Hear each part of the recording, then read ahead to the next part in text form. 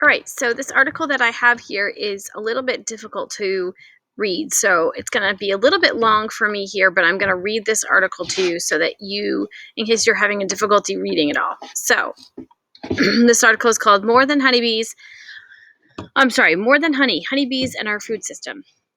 The importance of bees to humanity's long-term survival is impossible to overstate, yet their numbers are plummeting, which means going down. In the past 5 years alone, the United States has lost 31% of its total bee population.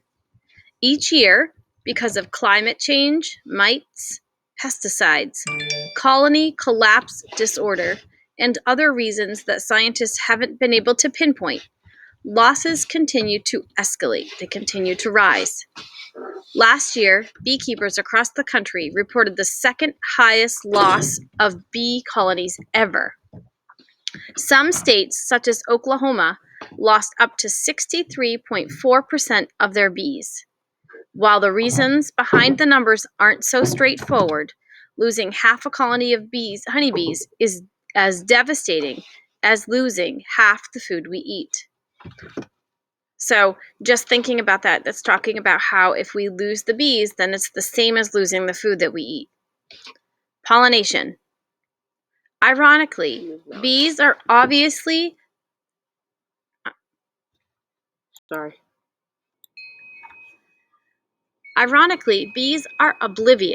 means they don't see it, to the $15 billion service they perform for the United States. And so are a lot of people.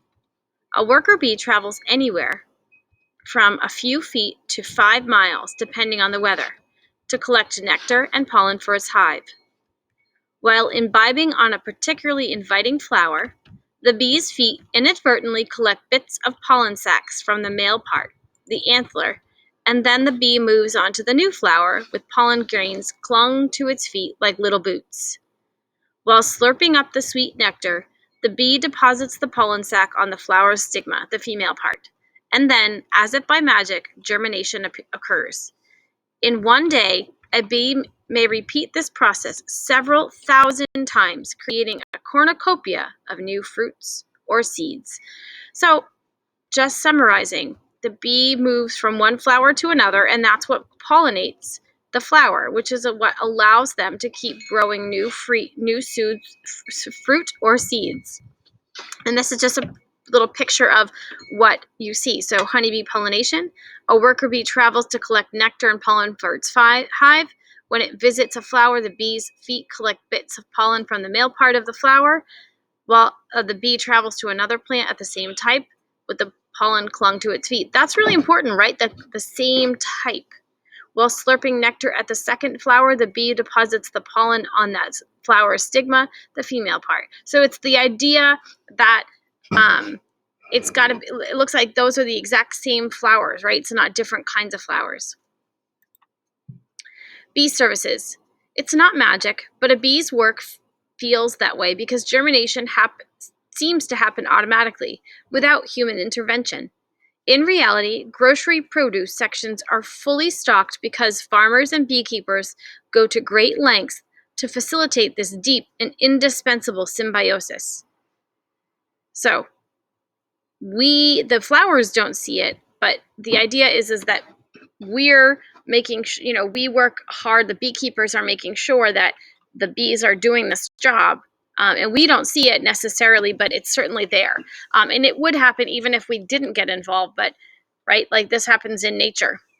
It is possible to pollinate plants manually, but bees are better at it than we are.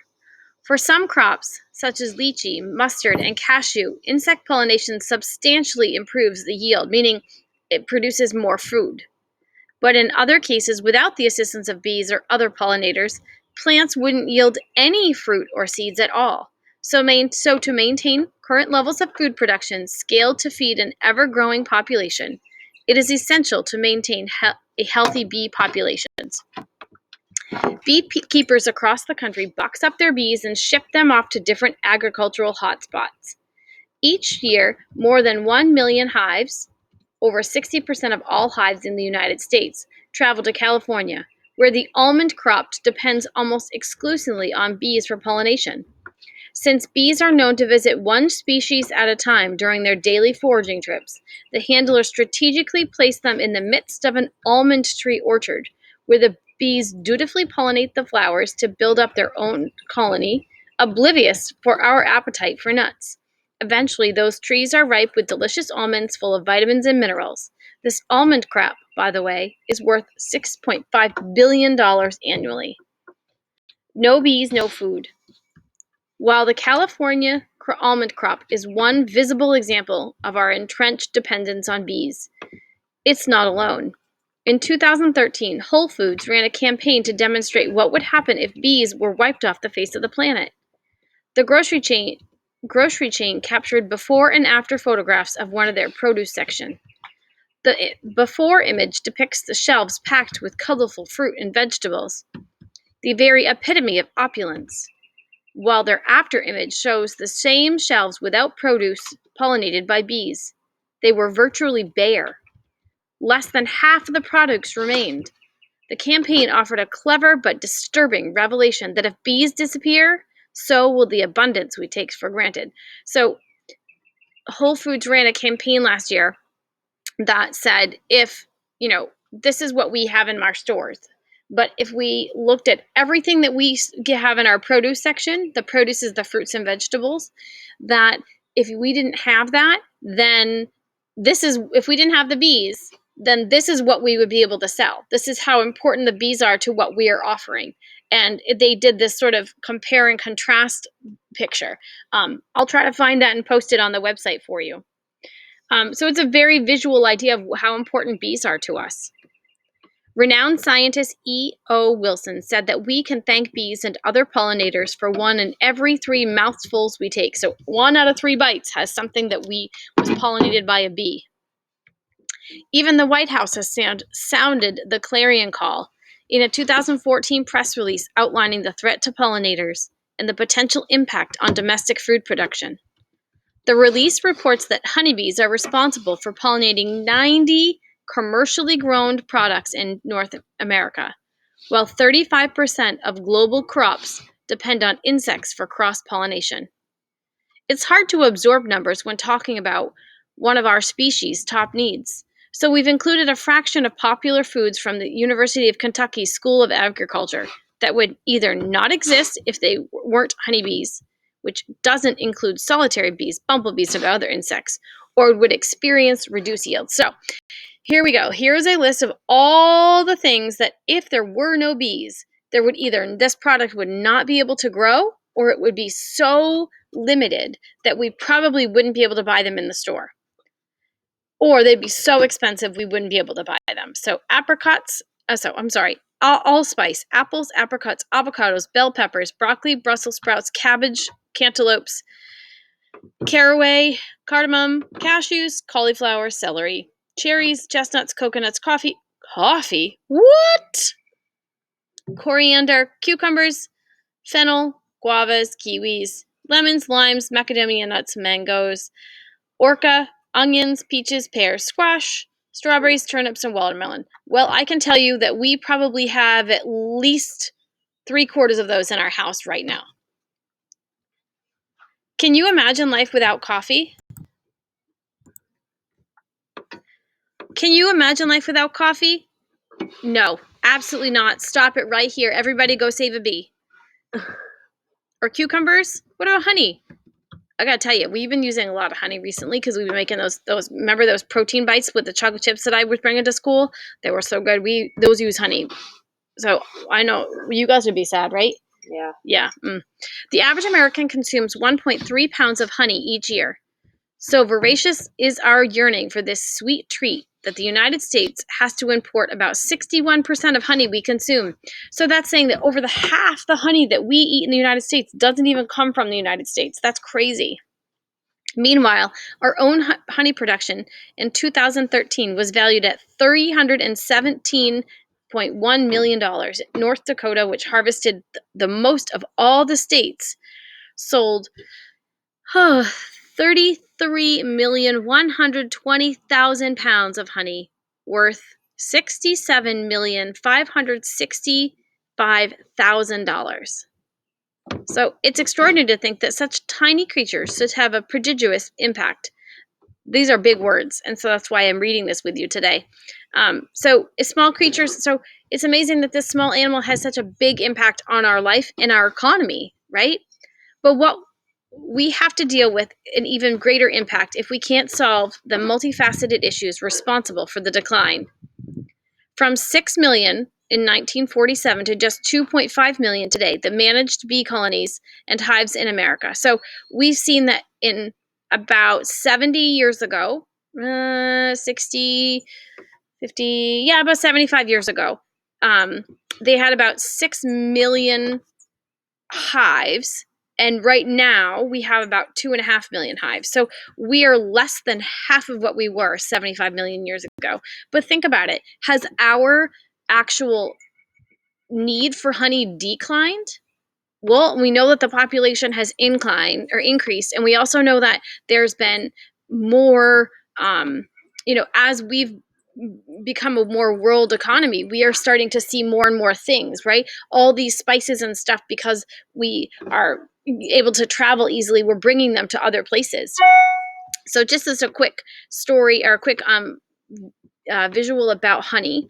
So, and then we just kind of are at the end of our the article here, so bear with me. Unfortunately, there are a slew of factors disrupting bees' ability to perpetuate their own species, not to mention our own. And there are varying degrees to which we are responsible for and therefore capable of reducing the problem.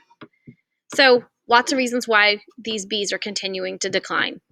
In 2006, American beekeepers started raising alarm about CCD, defined as a phenomenon, there's that scientific word, where the majority of worker bees in a colony disappear and leave behind a queen, plenty of food, and a few nurse bees to care for the remaining immature bees and the queen. Researchers suggested all kinds of hypotheses for the mysterious, sudden loss of worker bees, including one claim that cell phones kill bees. That's interesting, right? Wouldn't that be crazy to think that the waves that are coming from the radio waves, the signal that's coming from our phone was killing the bees? That's an interesting theory. If anything, these disproven studies demonstrate the global desperation to pin down what is decimating huge swaths of bee colonies.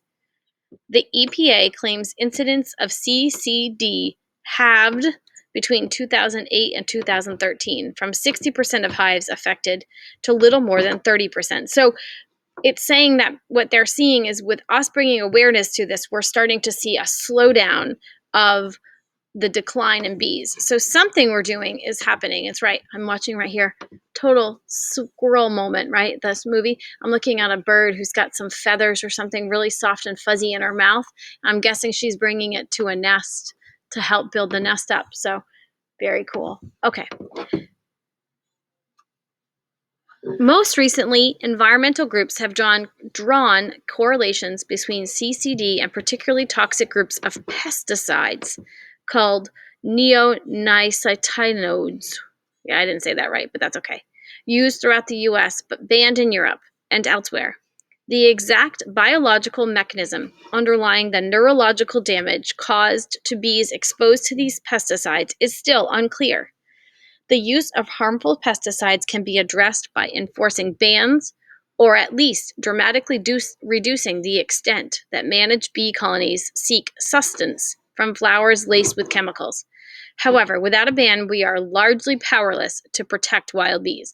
So, long story short, in that paragraph, it's saying that there are chemicals that we use in our agriculture, in farming, to protect the crop. But those pesticides, those particular type of pesticides, they think are having an impact on the bees. The neurological means the brain, and it's saying that something's killing the bees because of those pesticides. Now, it says that Europe and other countries have banned those pesticides, so you can't use them. But here in the United States, because we have our agriculture is so important and being able to produce crops, that it's taken us some time to go ahead and actually ban those pesticides. In 2014, the White House press release insisted that the administration was taking measures to limit neonicotinoid contamination and develop task force to enhance the habitats not only of these pollinators but others as well, including monarch butterflies. The lesser known element of dipping bee populations is a vicious mite called the Vera destructor, which has been around for at least 70 years.